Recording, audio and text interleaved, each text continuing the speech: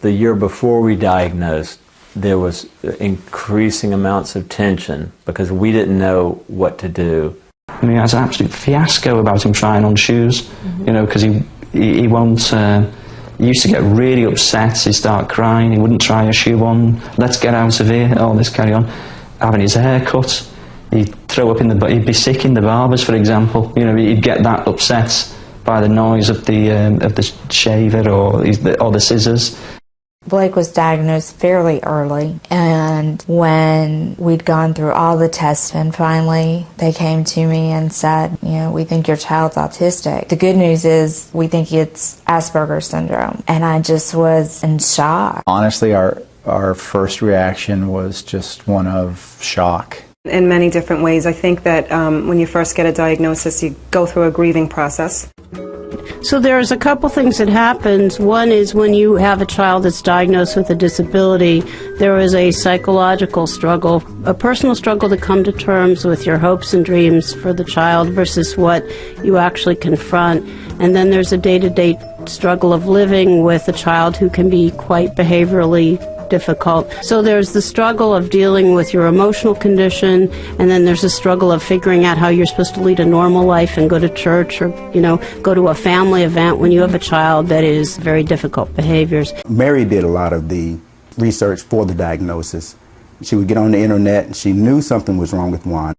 If a parent suspects their child has autism, probably the best thing they can do is go to their primary care physician and express their concerns. Now there are some screening tools that pediatricians can do to say, you know, is the child at risk for a diagnosis or not.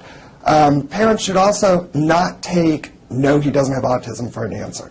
You know, a lot of times pediatricians will say, well, he's a boy, you know, boys talk later, don't worry about it. You know, if you're concerned, I would keep pushing and keep pushing, and then get a referral to a specialist in autism as young as possible. I think for a while my husband and I were at loggerheads over how to deal with Lee because this was before he was diagnosed. Our son wasn't diagnosed with Asperger's syndrome until he was 14. Well, I have a daughter, Phoebe, who's in 6th grade at Station, and she was diagnosed almost 2 years ago with Asperger's syndrome.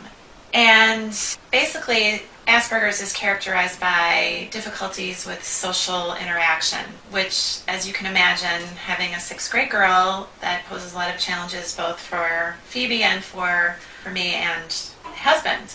Even before she was diagnosed, he has always had trouble with making friends, having conversations, not knowing always how to act in a social setting. And for people that don't know that she has this diagnosis, they misunderstand. They think that Phoebe's trying to annoy them, Phoebe's trying to be hurtful, or Phoebe is quote-unquote weird or quirky. And for a parent, it's hard to watch your child go through that. It's hard to see them be rejected. It's hard to see them not have many friends at all. And along with the Asperger's, Phoebe often, this is the case for many children that have this, there's anxiety that goes along with that. So the more she gets rejected or people make fun of her in a social situation, the anxiety ramps up and it makes it a lot more difficult. Thank you, Gabrielle, for being a patient teacher, for teaching me what happiness really is. You taught me that happiness is just being simple. And it's not hard to be simple.